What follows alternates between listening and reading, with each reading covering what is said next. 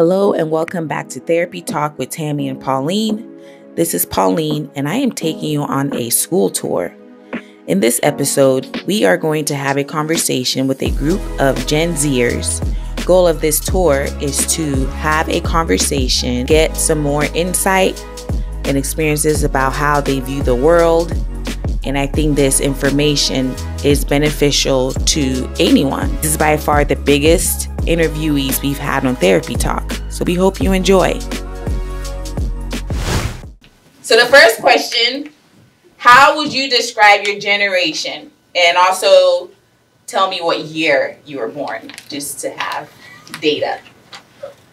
Go ahead. I'm an 04 baby, and I would explain our generation as chaotic but understanding. Okay. Anybody else have?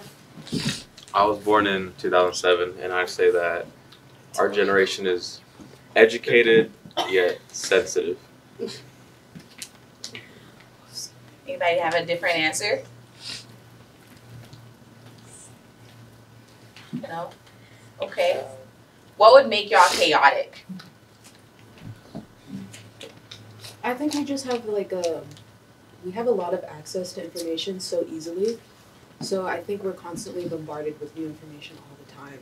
So it just there's a lot that we have in our brains and there's just no way to get it out. So I think that kind of adds to that. Okay. Go ahead. And to add on to that, there's so many ways to get that information out, but there's not really a good way to articulate it properly most of the time. There's so much running through. Mm-hmm. It's like a soup kind of, but you can't filter out the liquid from all the things that are in the broth. You can't filter it out and streamline it very well. Hmm. You can share with everyone else easily. Okay. If that makes sense. Yeah, that's a great analogy. And as far as educated, can someone take that? What makes your generation educated? It is that ability to just gain any piece of information that's at your desire. You have a phone, you have a computer, you have any piece of technology, regardless of what it is. You can just type a few words into it, and then whatever your heart desires to look at, it's right there in front of you. There's nothing blocking it from your eyes or your mind. It's all directly in front of you. Very true. I don't think we really had that back in the day.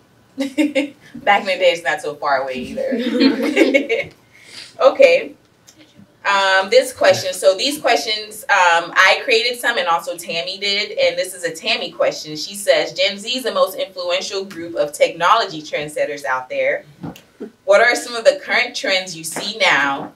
And how do you think that will shape or mold your future? Really? I think you can take it.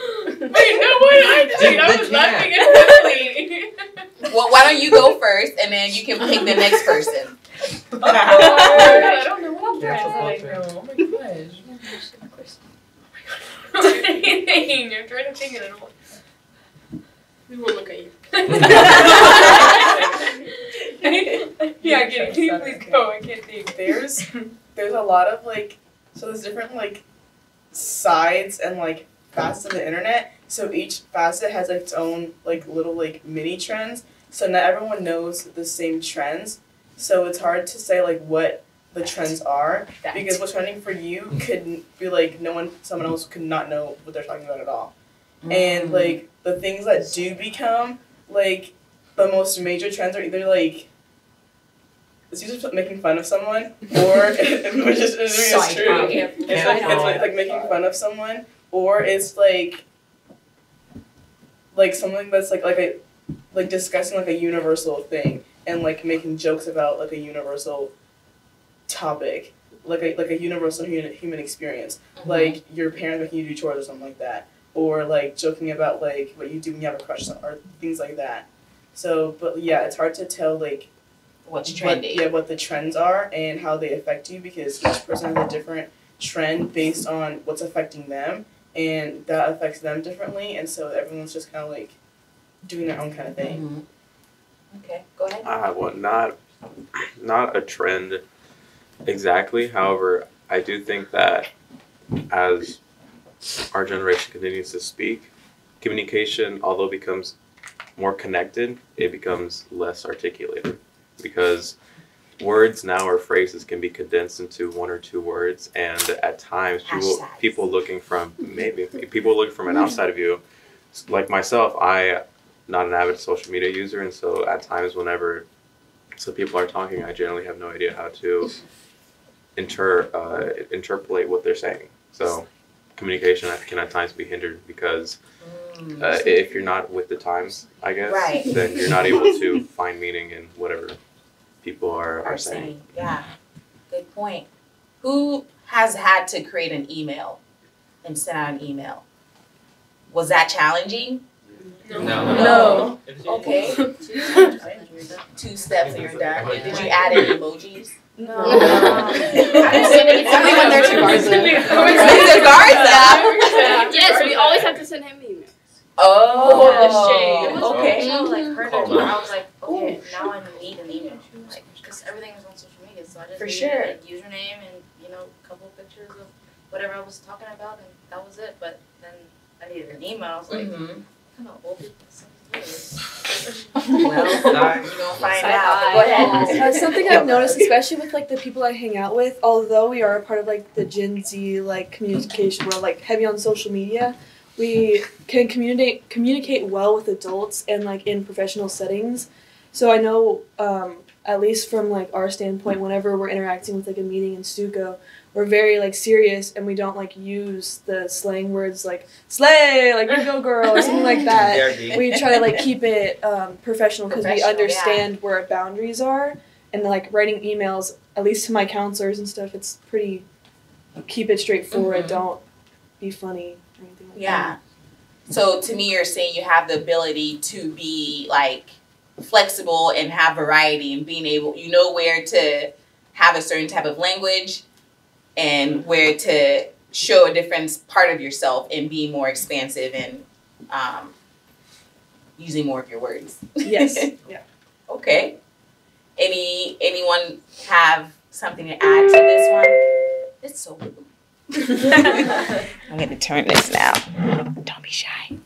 I'm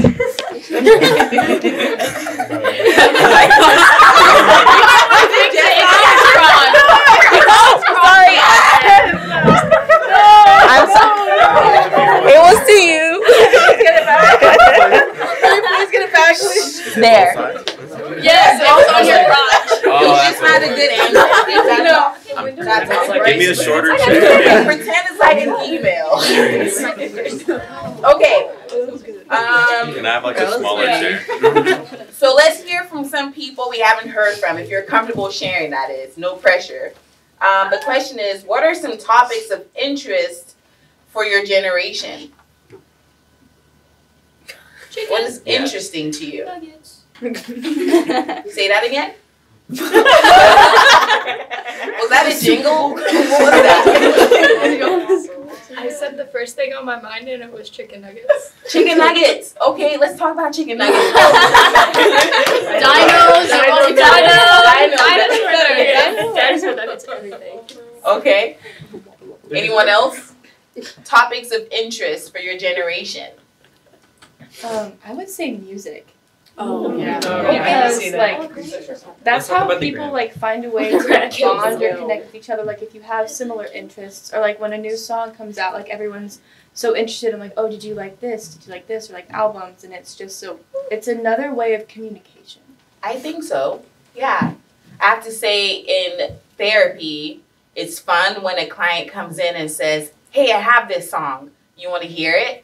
I'm like, yeah, sure. And sometimes it's a way that this person is telling me something. Even if I've never heard it before, it's very interesting to hear what type of music they listen to, for one, and the lyrics of that music really expands on their feelings. Because sometimes we don't know what we're feeling something, but we can't articulate what it is that we're trying to say. And so music is definitely a good way to get that. So I like that. And then I feel closer to my client because I'm like, oh, okay, you like this too? Great. Yeah, anyone else?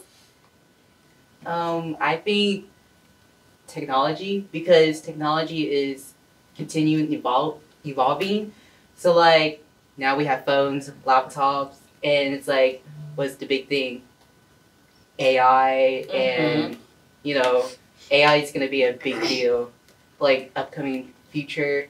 So I feel like technology is like a big thing, and it's like part of our daily life nowadays. Yeah, I agree. Back in our day, Mr. Garza, we had T.I., not the rapper, but the Texas Instrument.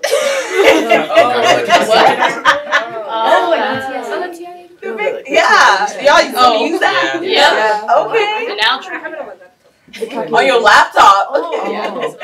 So it's Oh. this big calculator. Man, used to sneak answers on the back, tape it to the. Never mind. Garza, you did it. Garza? I wasn't saying he did it, but I'm saying how I survived high Not our school. honor code. Today. Honestly. Honor code, yes. Okay, next question is, so, school during the pandemic. What was it like in 2020, and how's it going now? Okay, we'll go right here, and then we'll go there, and then we'll go there. Absolutely. In 2020, let's just say the world shut down on my birthday, so that was quite interesting. And like over that break thing, I had to spend a lot of time with my family, which I have a lot of siblings, and that was rough. So, and there was another part where I was clumsy, and I ended up cutting myself with cardboard. It's a whole thing. I was going through it, and then now it's like everything's on the computer, and it's so much more difficult when the Wi-Fi goes out because everything's dependent on it now. So it's like For sure. Yeah. Okay. Thank you. That way, I don't know, the duo over here, one of y'all.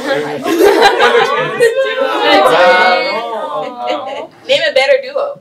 Honestly, I can't. me and Bella. What do you mean? Real. I don't know about that. Oh. Okay. Okay. So yeah, 2020 was like my freshman year, so most of it was either spent on the computer, which was awful because I can't focus in my bed doing work assignments. And then when we finally did get to go back to school, it was really weird because everyone was wearing a mask. Everyone was like really shy. They wouldn't like. I don't know. I felt like there was something holding us back from each other. But once like. Yeah,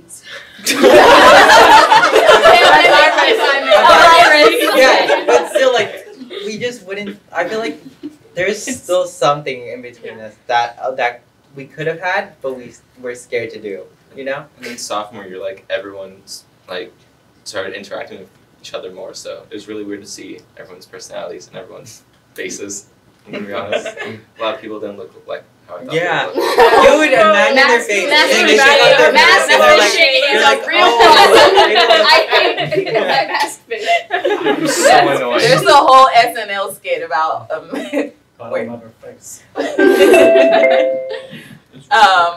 right here. Yeah. So 2020 was during my 8th grade year, and I didn't go back to school until I think the last 6 weeks of the grading term. So at that point, some of the initial spaciousness and everything between everyone died down. But during the time that I was at home, since everything was condensed into just my house and everything within it, I took the opportunity to better myself because there isn't that much you can do outside of it. And because I wasn't interacting with friends online, I just thought, why not work on myself? Why not exercise more? Why not start having a better diet, better lifestyle? And then not only that, just improve on me as a person, but also on my mental health, in all honesty, because I'm aware that in that period of time, a lot of people were very stressed, and I mean, for good reason. You weren't able to speak to your loved ones for a long time, but because I had my parents there with ready access, I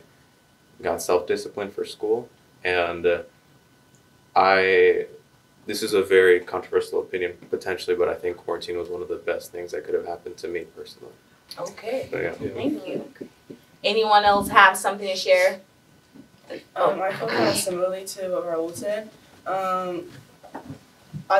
When the quarantine first happened, At first it was really hard, and I was like, okay, I don't know what's going on. And then I eventually figured it out. And then over that summer, it was weird because I didn't see anybody because I couldn't do anything over the summer. And that was probably the weirdest part of it. And then when school went back, I was online. So I saw no one ever, and I spoke to no one ever. And I just, like, did my work, and then I would finish in, like, an hour and a half because I had really easy classes, and everything was, like, on the computer, so I could get it done a lot faster because I didn't have to, like, wait for them to, like, teach it to me, and I could just, like learn it on my own. So I got done a lot faster, and I had way more free time. And so I picked up more habits that I had when I was a kid, and I felt like more myself in a way. And in 8th grade, I had a lot of issues with mental health. I was really depressed, but over quarantine, I like changed the way I thought about myself a lot more, and I felt like my mental health skyrocketed over like the ending bit of quarantine. And also part of that was over the summer I like deleted all my social media, so that was part of it also, because I was just like, this is just like, I have nothing else to do. I was on it all the time, and I was like, this is like, there's too much going on, and everyone's just like, I have no consequences because no one's going to see me, so I'm just going to say whatever I want. And that ended up like being like really bad, so I was like, why are you talking like this? So I was like, okay, I'm not going to do that anymore. And so, yeah. But I think it was really helpful for me because I knew what I wanted for myself, and I knew what I wanted to expect from other people who interacted with me more. And I had better boundaries and better like standards just for like friends and people who I surround myself with, because I was able to be more like pick and choose with it instead of just being like, oh, you're around me, so I'm just going to be friends with you. And yeah, and then going back junior year, it was definitely weird because like things weren't the way that they usually were, and so like hearing stories about it freshman year, like in the beginning of the year, it wasn't the way that it was like planned to be, so everyone was learning how to do it, and that made it a little more difficult but also a little better.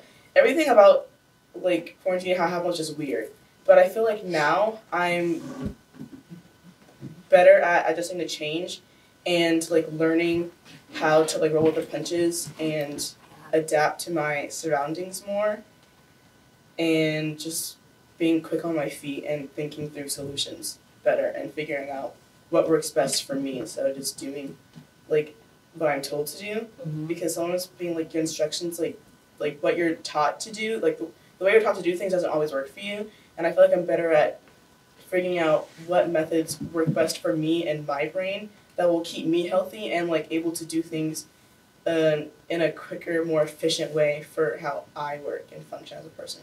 Totally. Thank you. Mr. Garza? I'm going to jump on what Kate and Eddie were talking about earlier, like when it felt like something was holding people back in addition to the virus.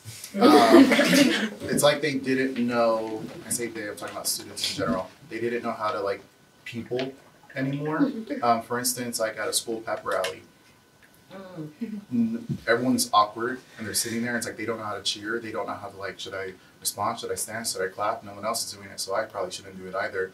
In classes, I'm used to like people responding back to me and us having conversations, and I say something and now I'd say, okay, respond. Like say, it's harder to do those things because it's like we forgot how to interact with one another. And from the teacher perspective and what students do, I'm used to them interacting with me, and that's something that's a struggle. It's been a struggle ever since then. Like we haven't fixed it yet. And I don't know if it's ever going to get fixed. This might be the new norm. I have no idea. And so in that aspect, they forgot how to interact because they got so used to being by themselves. And I don't like it. Some people might. As a teacher, I'm trying to have an interactive classroom, trying to have an interactive school, like school spirit, things like that. It makes me sad that that's not the norm anymore, and I just don't know how to fix it. But that's one thing I've noticed as far as the student population. And then the other part of it too, when COVID happened and then quarantine happened, that's also when BLM started happening too, and all the protests everywhere. And then suddenly, students, young generation, you're more defiant, but in a good way. You're not afraid to speak your mind, and that wasn't always the case because you had something happening. People were going out there, they were speaking their minds. I was like, that does make me angry. That makes you angry. We're all angry. We're all upset. So let's always say something about it. But then from my perspective as a teacher, oh, you're gonna talk back to me now. Like giving simple instructions, like suddenly the students are more argumentative towards me. And so I understand the point of standing up for yourself, but then it started trickling down to like the individual student. I'm just asking, hey, go get a pencil. Why should I get a pencil? Why don't you? I was like, can I go to the restroom? Just wait 5 minutes.